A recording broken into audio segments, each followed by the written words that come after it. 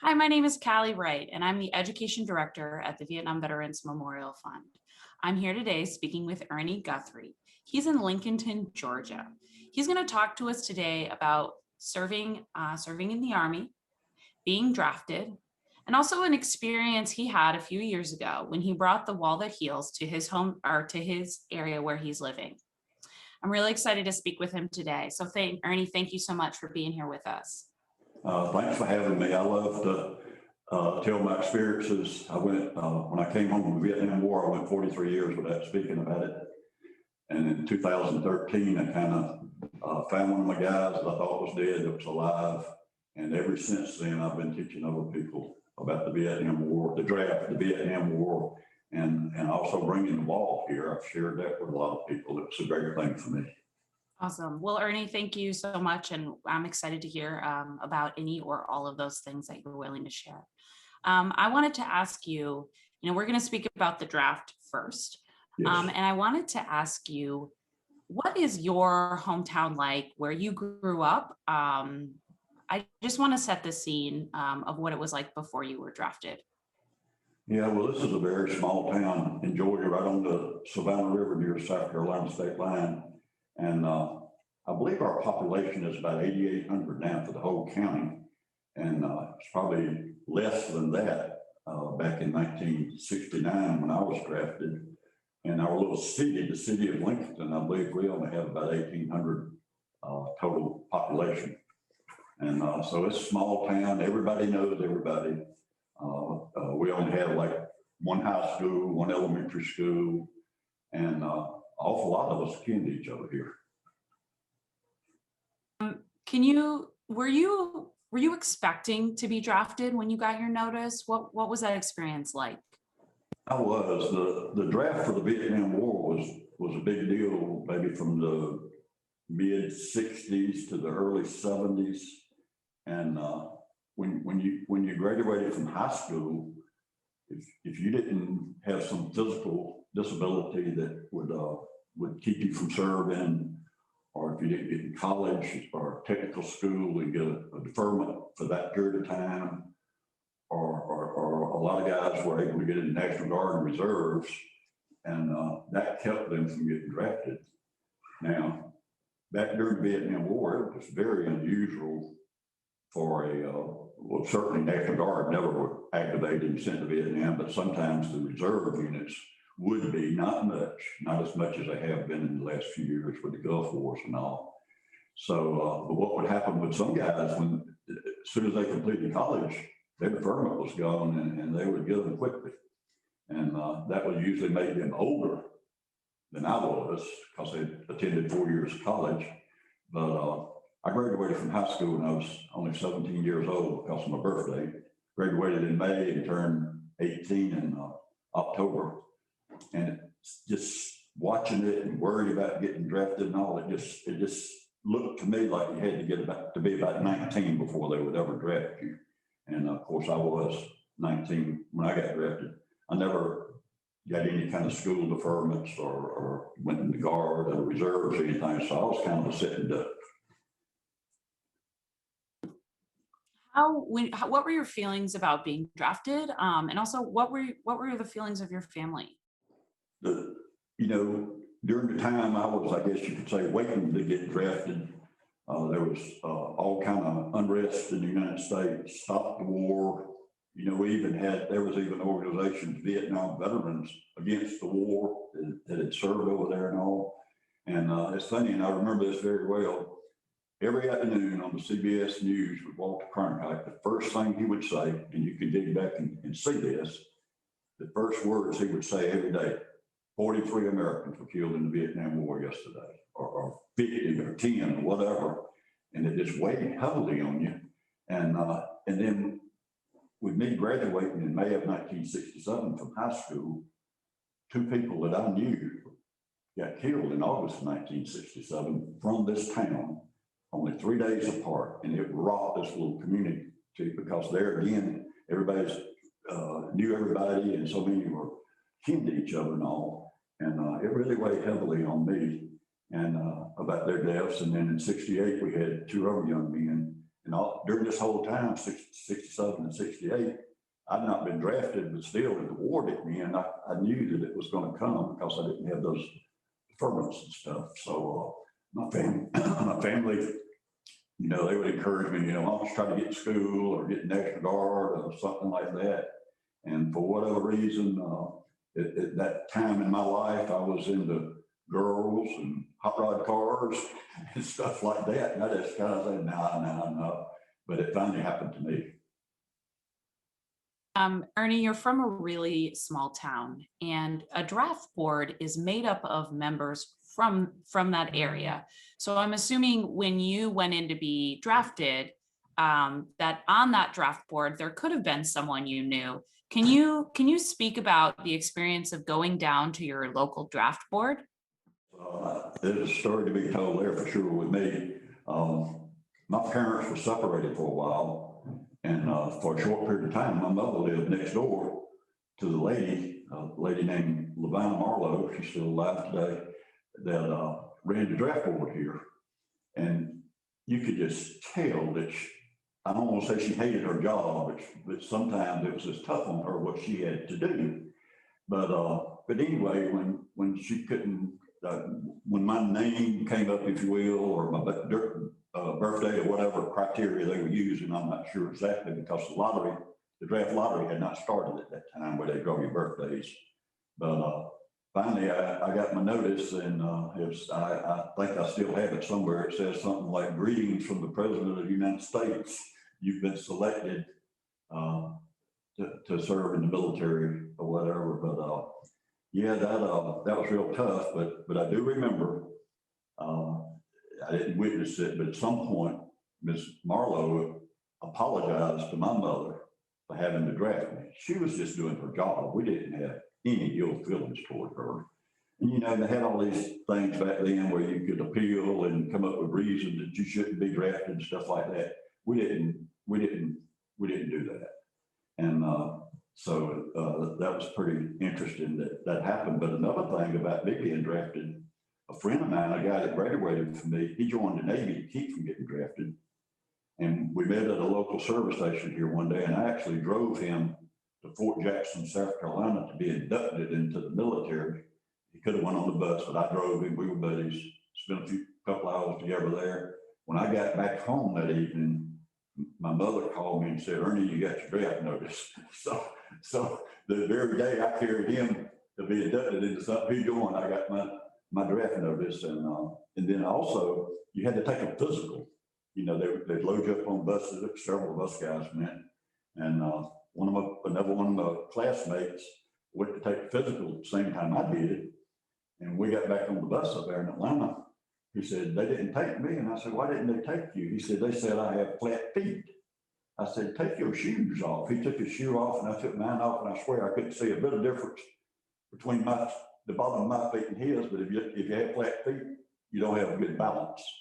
And he was turned down for that reason. And but anyway, we rocked along there. And Kelly, I was a very small town, very small school. There was only 35 males in my graduating class in 1967, and I'm the only one out of that class that actually got drafted. Many of them would have been drafted if they had not done the things that they did to get the deferments and get National Guard and reserve and things like that. So, but then another interesting twist to the draft is I'm currently on the, I believe it's called board for this county and district. I'm on the Selective Service Board, and should there ever be a need for the draft to be started back, I'm gonna be the man around here as far as initiating that, and would even be involved in wherever people were allowed to get permits and stuff like that. Now, this is not a position I get paid for, but I consider it an honor that, you know, they call it a presidential appointment, but it comes down through the governor, and then the local people pick somebody they would like to see serve on it. So I got the certificate and all. I'm part of the Selective Service Board now that sent me in the Army in Vietnam. Yeah, well, you certainly have the experience, your experience of being in the draft itself and being part of that. Yeah. Ernie, can you talk about after you were drafted, Where did you end up doing your training, and with what branch of service? I was in the Army, and at the time I was drafted, now they were pulling some people into the Marines, and I know when we were in Atlanta, after we had physical and went back to be inducted, it was almost a joke because you were standing there in line. They'd say, "Do you want to be in the Marines? Do you want to be in the Army?" And of course, early on in the Vietnam War, there's no question about it. The Marines were more involved in it than the Army. You know, they went ashore and stuff like that. Where later on we were landing in airplanes and stuff over there. And but anyway, it's funny watching. You know, some guys would say, "I want to be in the Marines," and they'd say, "You're in the Army." And I was trying, as my turn came up, I was trying to think what I need to say because I didn't want to be in the Marines. But anyway, I said Army, and that's where I wound up. And so on September 2nd, 1969, I was inducted into the Army. I was sent to Fort Benning, Georgia for training, the basic training, about 8 weeks. And then after that, they determined what they call it MOS, which your MOS would be, main occupational skill, I believe what that stood for. And they decided mine should be infantry.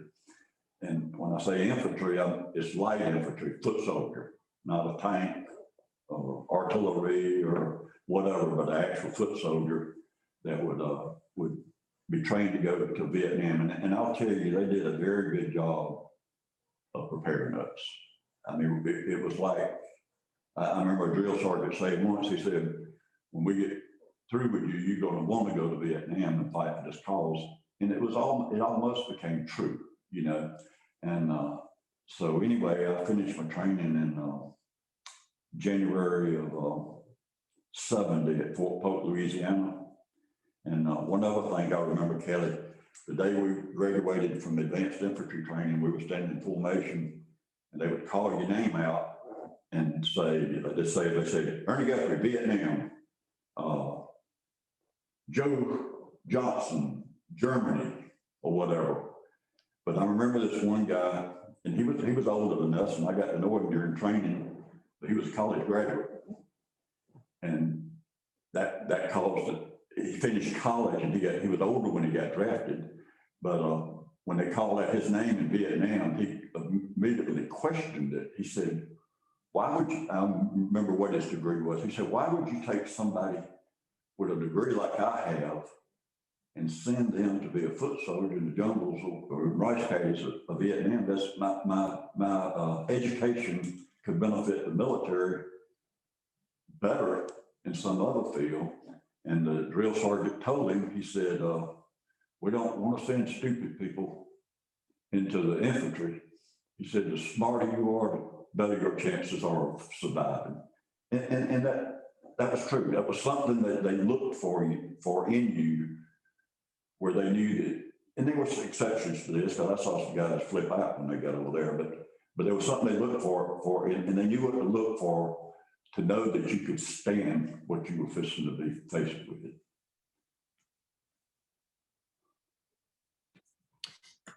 Ernie, when you got to Vietnam, was there a divide between, folks who had been drafted and folks who had joined?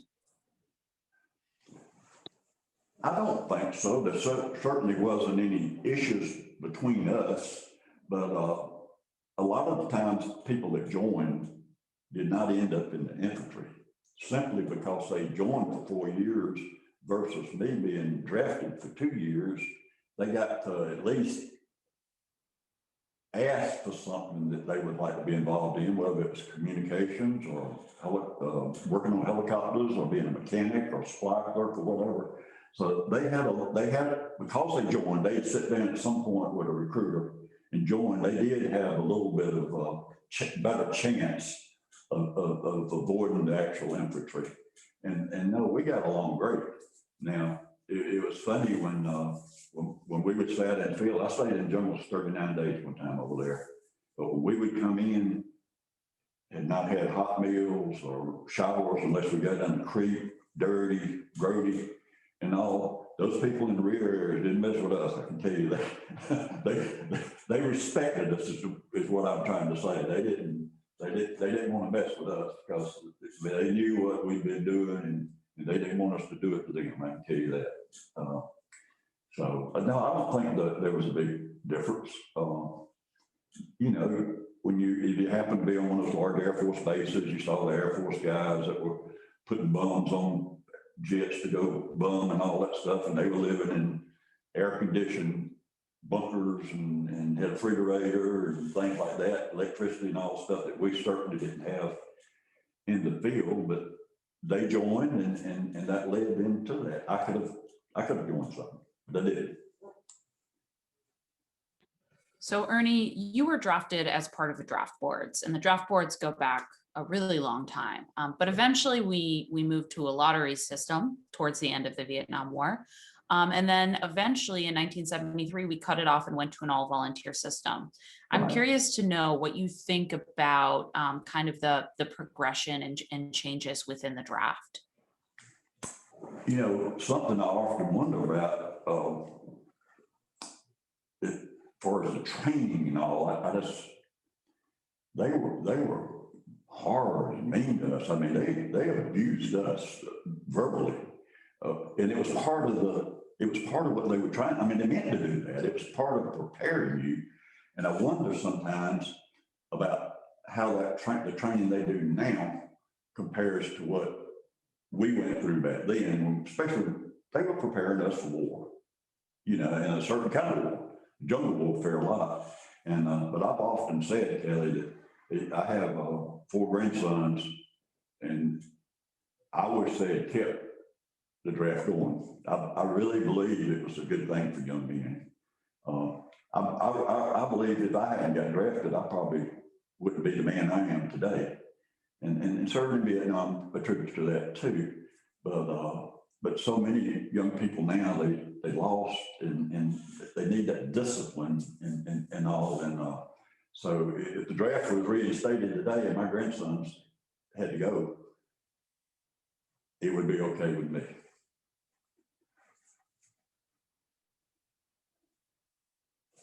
Ernie, is there anything that I haven't asked you about the draft that you think people should know about? Or at least your experience with the draft too? I don't think so. You know, sometimes when I'm around my buddies now, especially guys in my age group, I feel like in my own way, I'm different than them. You know, my country called me and asked me to do something, and I didn't agree with all of it, but I did it, and I would do it again today. And I hope all people, men and women, would do the same. But sometimes, like I say, I catch myself thinking, you know, not that I'm better than y'all, but I'm different than y'all.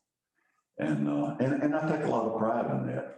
And later on when we talk about the wall and different things, all of that is part of it, you know.